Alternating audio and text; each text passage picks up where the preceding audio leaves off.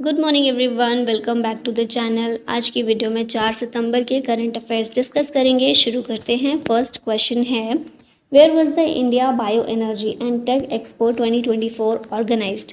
इसको ऑर्गेनाइज किया गया है नई दिल्ली में। Union minister for road transport and highways कौन है? नितिन गडकरी।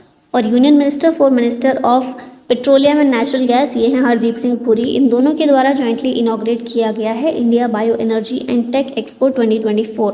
ये एक्सपो 2 से 4 सितंबर को हुआ। कहाँ पर हुआ? नई दिल्ली में हुआ। इसमें बायो एनर्जी इंडस्ट्री से रिलेटेड जो कंपनीज हैं जिन्होंने की रोल प्ले किया है उन्हें अवार्ड्स भी दिए गए हैं। नेक्स्ट यहाँ पर बायो एनर्जी की बात कर लेते हैं। बायो एनर्जी का मतलब क्या होता है? बायोमास से होता है, which comes from organic materials like plants and animal waste and is blended with fossil fuels for use in transportation, generating electricity etcetera. Bharat में सरकार ने लॉन्च किया है E20 fuel which is a bio energy. E20 refers to the mixing of 20% ethanol derived from agricultural by products और waste with petrol. Petrol के साथ 20% ethanol को mix किया जाता है, इसी को E20 फ्यूल कहते हैं। Ethanol is mainly derived from sugar cane, molasses, maize और ब्रोकन राइस। हमारी सरकार का टारगेट है 2025 तक 20% इथेनॉल को ब्लेंड करना पेट्रोल के साथ में। 2 second generation 2G refineries in India have been established in Panipat, Haryana and Numaligarh, Assam to convert agricultural residues like parali and bamboo into ethanol. Government का aim है to launch E100 fuel in the country. Government is promoting bioenergy in the country because it will boost farmers' incomes, reduce crude oil imports, save foreign exchange and promote a circular economy. Next question है, what is the term of the 23rd law commission. इसका term है 3 साल का। President of India के द्वारा approval दिया जाता है इसके लिए। जो लॉ कमीशन है वो गठित किया जाता है।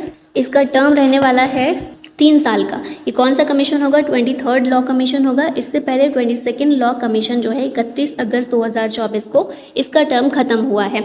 Law commission will be under the administrative control of the union ministry of law and justice. According to the notification of the government of India, 23rd law commission of India will have 5 full time members.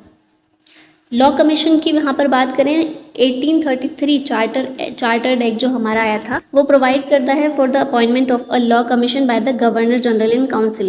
पहला law commission set up किया गया था 1834 में with Thomas Babington Macaulay as its chairman.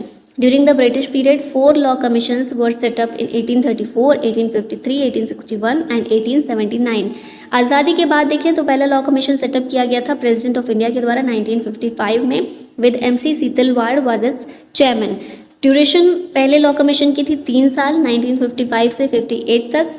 और 22nd law commission जो last year गठित किया गया था, लास्ट टाइम जो था वो उसके चेयरमैन थे जस्टिस ऋतुराज अवस्थी। 2020 से 24 तक का उसका कार्यकाल था।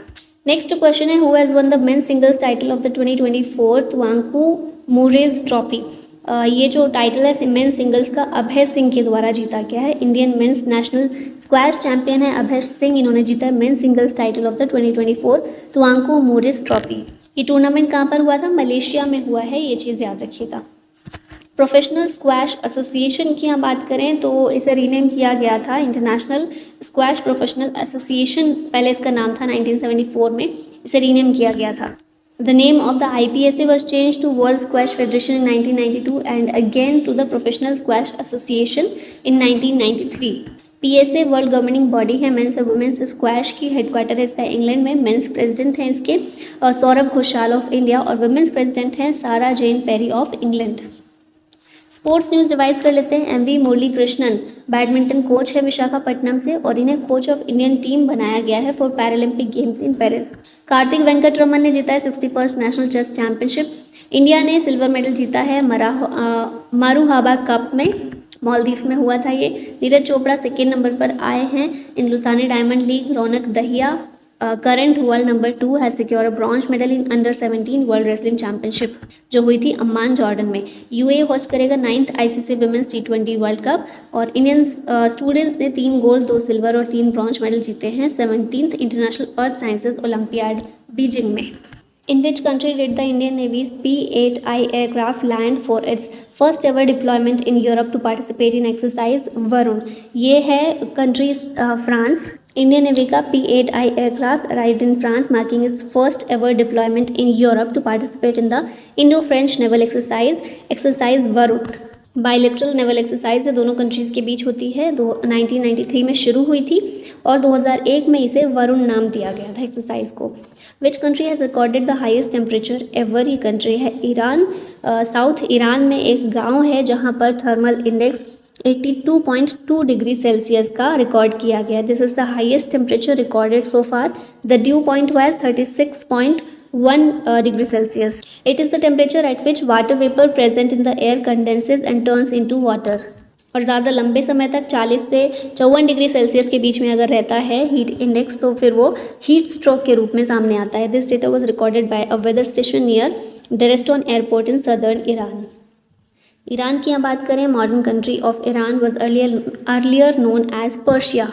एंशियंट सिविलाइजेशन है situated in south western Asia. Politically it is included in west Asia और the middle east. It was ruled by Pahlavi dynasty, which was overthrown in an Islamic revolution led by the Ayatollah Khomeini in 1979. Revolution established the Islamic Republic of Iran. Islamic country है ये Iran और majorly majority of its population जो है वो शिया Muslims हैं।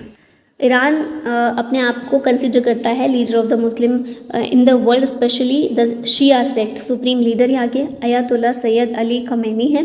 President है Masoud Pezeshkian. Capital है Tehran. Currency है यहाँ की Iranian rial. At which location is the second phase of exercise Tarang Shakti 24 being conducted? ये लोकेशन है air force station Jodhpur.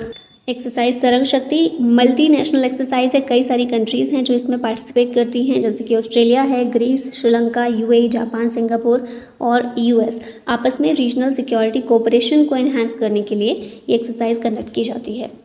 Emmanuel Macron is the president of which country who has been awarded the Olympic order? Emmanuel Macron France के president हैं और इन्हें order of the Olympic से सम्मानित किया गया है। Olympic order is awarded by the international Olympic committee. 2024 में इंडियन शूटर अभिनव बिंद्रा को भी ओलंपिक ऑर्डर अवार्ड से सम्मानित किया गया है। बिंद्रा सेकंड इंडियन है to receive this honour. Earlier in 1983 former Indian prime minister Indira Gandhi has been given this award. Paris Olympic की आप बात कर लेते हैं। 33rd समर ओलंपिक पेरिस में हुए, जुलाई से अगस्त के बीच में कंडक्ट किया गया था। 4 नए स्पोर्ट्स इसमें शामिल किए गए थे, ब्रेकिंग, सर्फिंग, स्पोर्ट क्लाइंबिंग और skateboarding. 2024 Paris Olympic has unveiled games wide open as the official slogan. Official music theme इसकी परेड थी। मोटो था united by emotion. Paris 2024 Olympic mascot है Olympic Phryge. Abhinav Bindra select किए गए हैं as torch bearer for the 2024 Paris Olympics. Gagan Narang ये India's chef de mission थे इसमें। फ्लैग बियरर ओपनिंग सेरेमनी में पीवी सिंधु और अचंत शरद कमल। क्लोजिंग सेरेमनी में मनु भाकर और PR श्रीजेश थे। यूएसए ने मेडल टेबल को टॉप किया है with 40 gold, 44 silver and 42 bronze medal. China इसमें 72nd नंबर पर था 91 मेडल्स के साथ में। अच्छा, भारत ने कौन कौन से मेडल जीते हैं? तो सिल्वर मेडल नीरज चोपड़ा के द्वारा जीता गया जेवलिन थ्रो में। ब्रॉन्ज मेडल मनु भाकर ने जीता। मनु भाकर और सरबजोत सिंह ने मिक्स्ड टीम इवेंट में ब्रॉन्ज जीता है। स्वप्निल कोसाले ने ब्रॉन्ज मेडल जीता मेंस 50 मीटर राइफल 3 पोजीशन में। इंडियन मेंस हॉकी टीम ने भी इसमें जीता है ब्रॉन्ज मेडल स्पेन को हराकर।